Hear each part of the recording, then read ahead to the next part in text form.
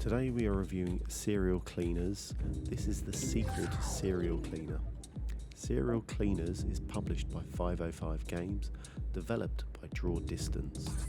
As you can see straight off the bat, we have gone into the modern day era in terms of graphic. We now have an isometric view which gives it a lovely 3D feel to the game, allowing us to see more of the level, able to kind of use your right stick, and you can just point the camera and tilt it ever so slightly higher just so you can see where the guards are moving to, which is a brilliant feature, especially for a game like this where you have to watch the patterns of the way the guards walk around each building.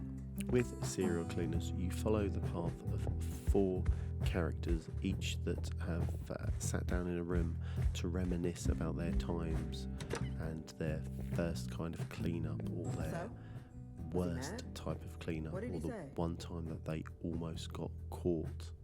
This brings some nice set pieces as well as some funny stories as you're playing along, listening to the 4 characters talk about what they had to go through.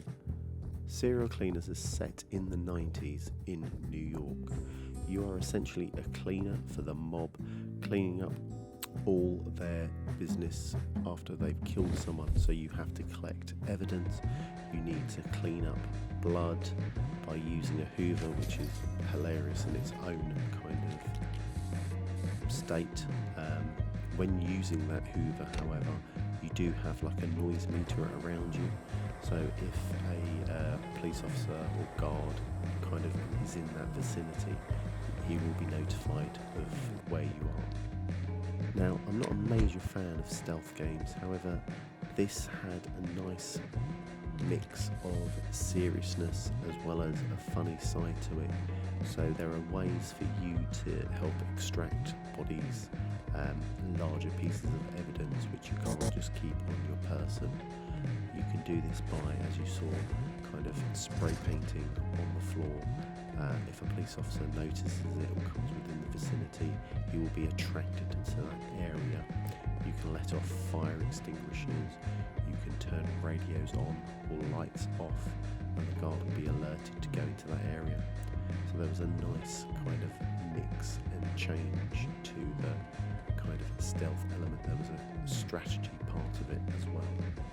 My 2 hang-ups about the game were, when you were in a level, you did have this kind of boring, dull kind of background music, which I guess could get you into the kind of zen mode. For me, it didn't work, and my other issue with it was at times that when you could turn and try and pick up a body, you kind of got, if there was another item next to it, the cursor got slightly mixed up and confused. Now I know this happens on quite a few games, and essentially I shouldn't have dropped a body so close to another piece of evidence, but it just gave me that frustration part of it. Some of the good points were it's very light-hearted considering what you need to do in the game.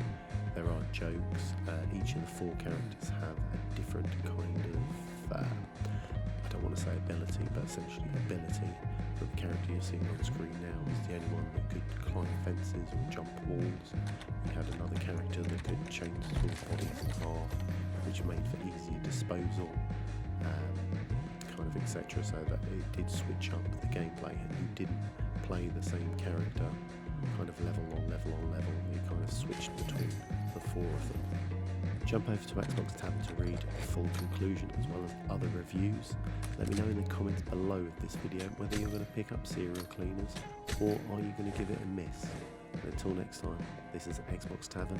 Like, follow and subscribe, and I'll see you on the next one. Bye.